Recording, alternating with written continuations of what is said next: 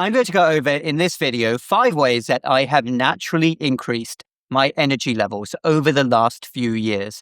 And I believe that anybody out there can potentially benefit from any of these methods. Now, energy levels, of course, that's very subjective. But I've never met anybody that says, I don't want to have higher energy levels. Have you? I doubt it. Everybody wants to have good energy levels. And the interesting thing is that energy levels, although they are subjective, are often intrinsically linked to metabolic health science and what's going on in the body, what's going on with inflammation, what's going on with insulin levels, what's going on with the mitochondria. So these are 5 science-backed ways that I have increased my energy levels, and maybe you can as well. And I've got the good old-fashioned whiteboard here. Here we go. We're going to go over each one. So our first point here is, let's write on the whiteboard, time-restricted eating, intermittent fasting. That's what TRE stands for. Why is time-restricted eating so good for increasing energy levels? You wouldn't think it because it involves not eating in the morning. Well, let me explain. And I've only been doing this over the last 18 months or so myself, and I have found it to be absolutely marvelous. So time-restricted eating basically means that you only eat during a certain period during the day, like 6 or 8 hour period. So it could be something like noon to 8 p.m. or noon to 6 p.m. And this is absolutely outstanding for a number of different reasons, including metabolic health. It's also fantastic for natural fat loss. So what this does within the body, as well as obviously restricting calorie intake to only a few hours every day, it also naturally keeps insulin levels low for most of the day. So for instance, if you eat during 12 to 8 p.m., that's your eating window, then that means that for 16 hours, your insulin levels are low. And one of the very sad things about modern culture is that frequent eating is encouraged. It's almost the default. And humans have kind of got into the habit of eating as soon as they wake up in the morning. And actually, I believe almost anybody can train their body to do time-restricted eating. Obviously, listen to your body. If you've got any medical conditions why you can't do it, then you have to take that into account. But most people can successfully start pushing back the timing of their first meal.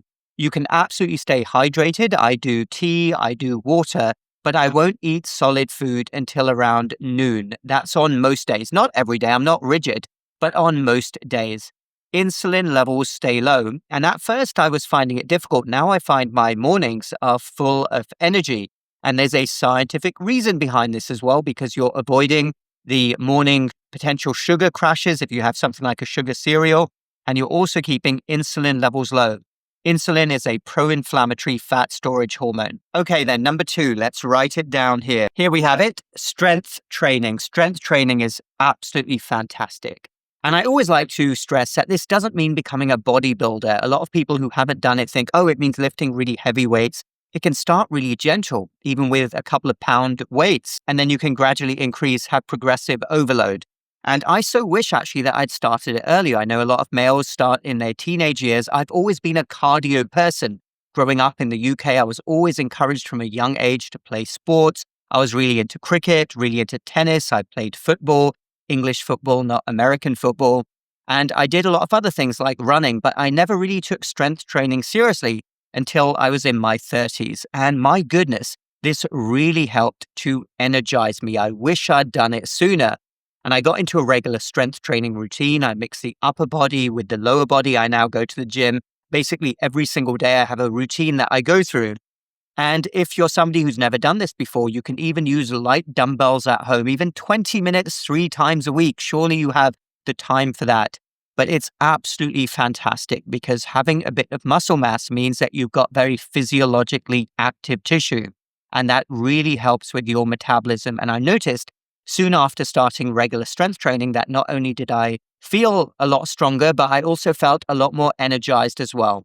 Okay, number 3. Let's write it down. Antioxidants. Antioxidants. What do I mean by antioxidants? Well, you've probably heard the term. These are the substances usually found in natural foods which help to neutralize free radicals. So free radicals are being produced all the time in the body from the thousands, probably millions of chemical reactions. And they are implicated in many disease processes, inflammation, aging. And the great thing about antioxidants is that they help to neutralize those free radicals. So those antioxidant rich foods will typically be the colorful vegetables, fruits.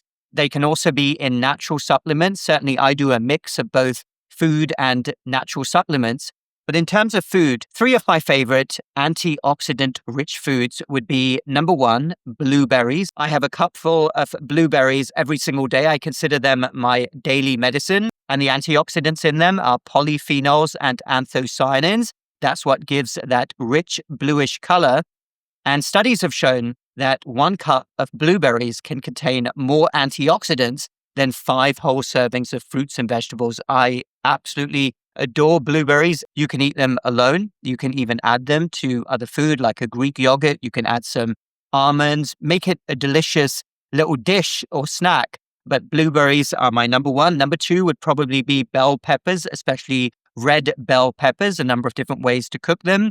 Will cooking potentially lower the antioxidant content? That's very possible. That's why I'm in favor as well of natural supplementation in addition to food, but food is absolutely fantastic. Even when cooked, it will still contain a lot of these antioxidants. Remember, vitamin C is a natural antioxidant. That is what would be high in red peppers. And then number 3, broccoli, which I've really ramped up over the last few years. Growing up, I didn't eat all that much broccoli, even in my 20s, not really that much. But then I started eating more and more. And now I will have it 3 or 4 times a week, again, loaded with vitamin C. Obviously, lots of other fantastic vegetables and fruits as well. Those would be my top 3. And then my absolute favorite natural supplement would be turmeric containing curcumin. Obviously, I add this a lot to food as well, but I will supplement with turmeric based on amazing research of antioxidant and anti-inflammation effects. And the science behind antioxidants increasing energy levels would be directly related to these cellular effects, neutralizing those free radicals, improving cellular function. Okay, number 4, outdoor walking. Again, something I've got a lot better at over the last few years. I've always been into exercise, but outdoor walking does something extra to the brain. It really does. And I will walk at every opportunity, even when I'm working in the hospital, in between patients. If I have to go to another floor, nothing urgent on, I will get up and I'll do a walk around the hospital, sometimes even 2 walks, 2 laps around the hospital. If any of my colleagues see me, they must think I'm absolutely crazy. What am I doing? I don't think any of them have. But I am all in favor. Go outside, get some fresh air every opportunity. Do it first thing in the morning if you can do it during the winter. Safely, get some cold air in your face. That can also help. Do it in the afternoon, do it in the evening. It's especially good after meals and it provides a boost. I will find if I'm tiring a little bit at work, for instance, and I get up and I walk around the hospital, get some fresh air, come back in, then it will give me a boost of energy. So walk, walk, walk at every opportunity. Do not underestimate if you are a sedentary person, how simply walking, obviously you want to do a bit more than that as well. Like I mentioned, strength training, go to the gym, but at least walk. It is great for replenishing your energy levels, also great for the mind. In fact, I have a lot of ideas for content while I'm walking. So I'll have this great idea for a video, something I want to talk about, and pull out my phone and start jotting ideas in the notes section. And I think that's all the effect of the walk on the brain. Okay then, number 5, last one. Stay positive. Stay positive. Yes, that's fantastic for energy levels. And of course, there are a lot of things in life to sometimes get down about. What's going on in the world often can get anybody down, especially if you're hooked on the mainstream media, social media algorithms, which I definitely wouldn't advise. But whatever you can do to have a positive outlook on life. I know this can be a battle, but the mere chances of you being here, any of us being here, are infinitely small. Have you ever seen those calculations they do of how many trillions of chances there are of you being here, like 1 in multiple trillion, that the universe all progressed in a certain way?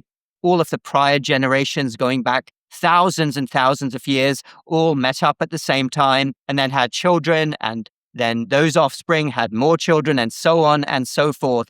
Any slight break in the chain and you wouldn't even be here. So that thought alone puts things in perspective. And of course, life has its challenges. But the reality is, if you're watching from a Western country, which I suspect most people are, we have things nowadays which our ancestors could only dream of. A warm house, warm water, electricity, worldwide access at the tip of your finger. You basically have access to a wealth of information, all information that has ever existed. Of course, there are always challenges. Everybody has ups and downs, but it does help if everybody can take a step back, understand everything we have to be grateful for, and how it's on us to really do our best to seize the day. And this is something that I have really improved over the last few years. I limit social media time, especially with looking at the news.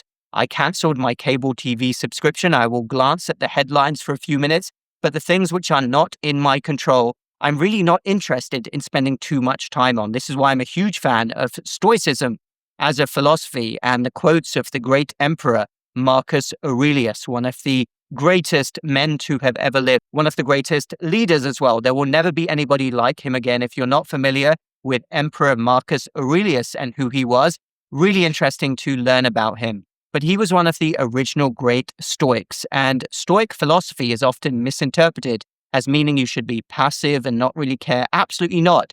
The Stoics were people of action, but they learned very much to control their mind in many ways and only focus on the things they have control of, making the most out of every single day with the things that you control. And of course, you can't control the behavior of others. All you can do is try to set a shining example. And the science behind positive thinking has been well studied. Increase in dopamine levels, improved mitochondrial efficiency. All of these things happen when your dopamine levels go up and you feel better about yourself and your place in the world, your place with your family, your place with the wider community. Everything can improve with a positive outlook. So let's go over those 5 things again then. Number 1, time-restricted eating. Number 2, strength training. Number 3, ramping up antioxidant intake. Number 4, walking outdoors more.